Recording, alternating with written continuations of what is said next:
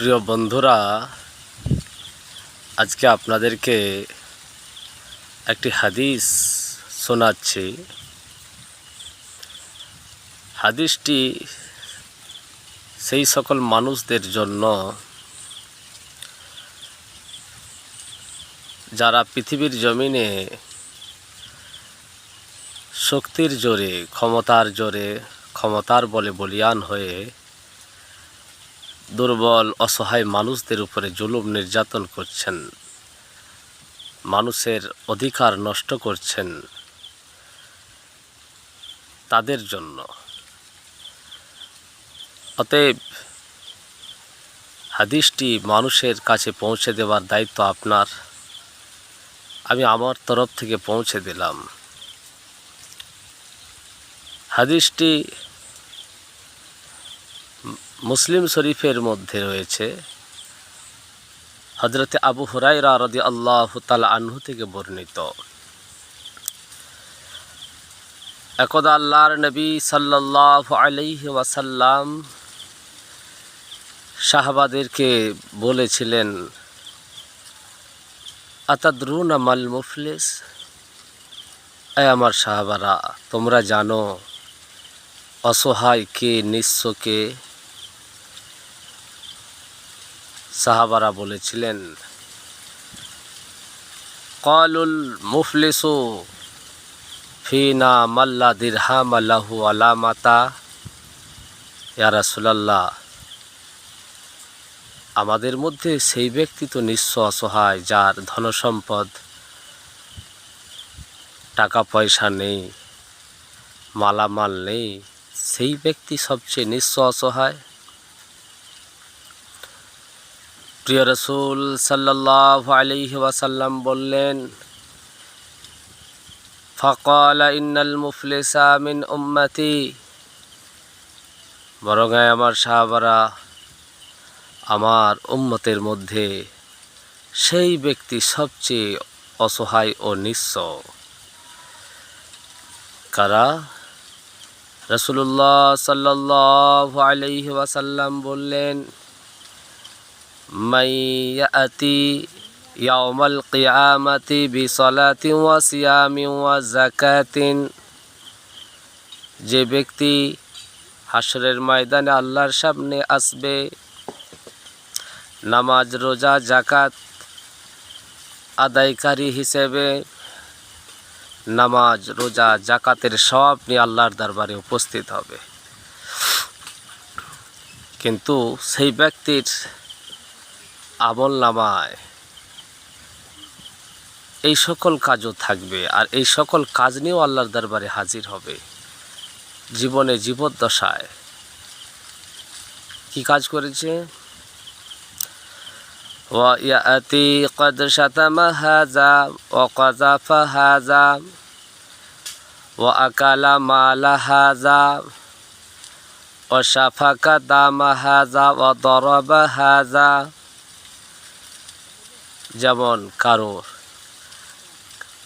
যেমন কাউকে গালি দিয়েছে,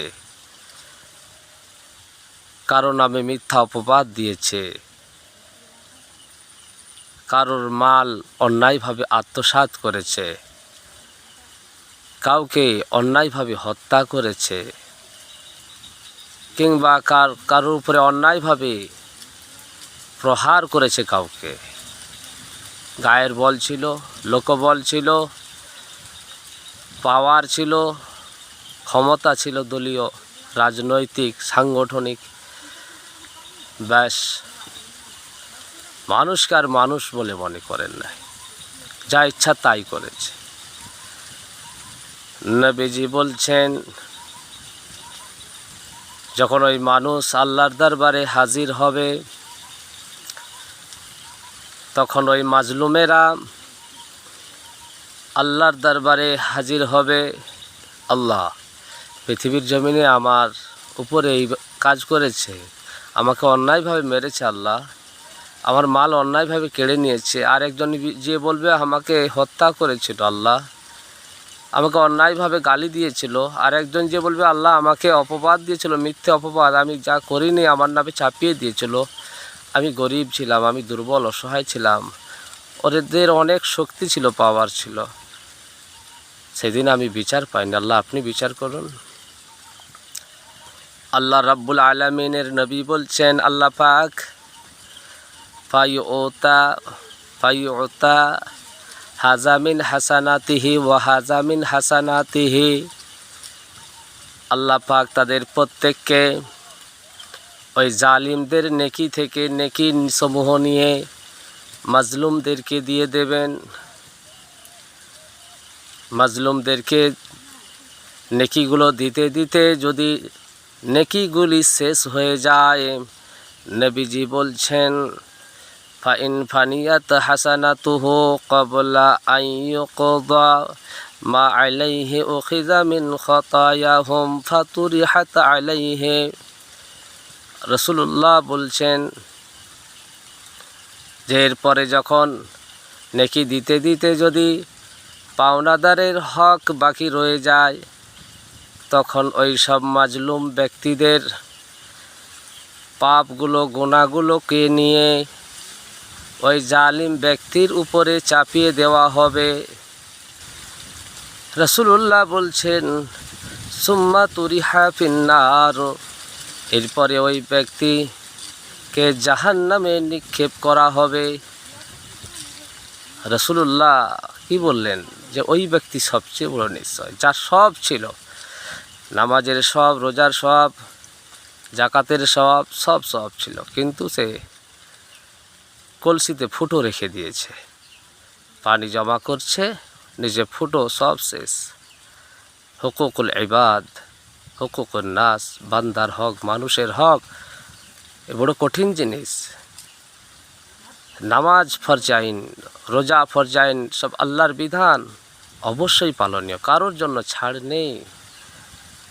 কিন্তু কোনো ব্যক্তি যদি পাহাড় পরিমাণ, পাহাড় সমান সব নেকি নিয়ে আল্লাহর দরবারে যায়, অথচ তার আমলনামায় এই সব কাজগুলি পাওয়া যায়, বান্দার হক নষ্ট করে, তাহলে তাদের সেদিন বিচার হয়ে যাবে। আল্লাহ পাক বিচার করে দেবেন, ন্যায়পরায়ণ বিচারক তিনি বিচার করে দেবেন।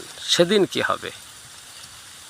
অতএব হুকুকুল ইবাদ, বান্দার হকের ব্যাপারে সাবধান থাকবেন। তার মানে এই নয় যে নামাজ পড়েননি বলে আপনি এই কথা বলছেন, না।